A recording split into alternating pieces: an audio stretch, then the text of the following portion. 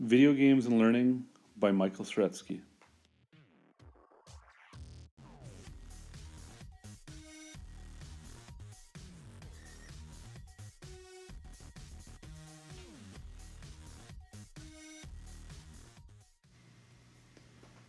Video games have been around since the 1950s and in the educational settings for decades. Typically, video games have been used as a means of accommodating the classroom instruction. Just a tool in the learning, such as using a game like Word Munchers in the computer lab, after teaching the concept of word families in the classroom setting.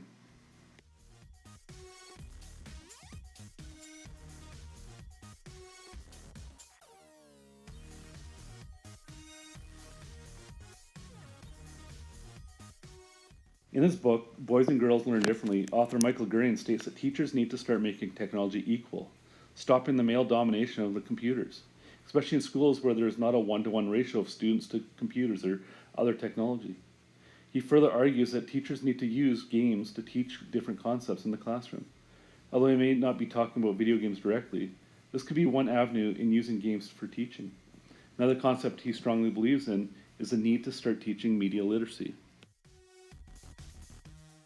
In his book, What Video Games Have to Teach Us About Learning and Literacy, James Paul Gee poses a question. Wouldn't it be great if kids were willing to put as much on task on such challenging material in school and enjoy it so much? A query he derived from playing video games with his 4-year-old son. This question actually got Gee to delve deeper into video games, to understand why players were so willing to put in their time. The idea of games in the classroom is not new.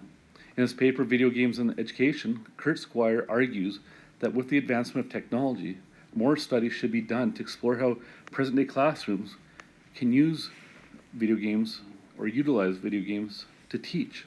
Furthermore, video games in themselves have changed dramatically. Squire also mentions that games like Donkey Kong introduce gamers to storylines. You have games like Assassin's Creed, where the character starts in the present day, but with technology can travel to such times as Renaissance and the 7 Years' War. This series, as with other games, have a very in-depth storyline. Electronic Arts FIFA 17 has a story mode, where you start as a child and work your way through the ranks.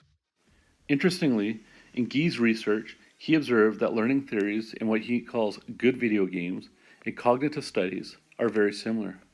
Coincidentally, he also states that many classrooms do not follow either of these theories, as so many classrooms are too busy testing students and skilling and drilling them. Also, in his studies, Gee has identified 36 learning principles that good video games offer the learner. Again, he says these are absent from our traditional teaching practices. One such principle, regime of competence principle, allows gamers to walk close to the line of failure, yet success is achievable in challenging situations. Another principle is called the probing principle. This is the idea of testing things out and then restarting, such as a gamer would when they fail a level in a game, rather than in a traditional classroom, where there might only be one opportunity where a student could be successful. There's also the material intelligence principle, where the learner learns that rather than learning a particular skill, such as driving, those skills can be found in an object.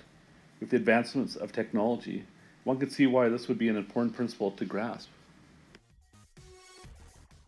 There's also the intuitive knowledge principle, also called TAC knowledge. This could be students who are not good at testing, but can demonstrate those same skills successfully on a task.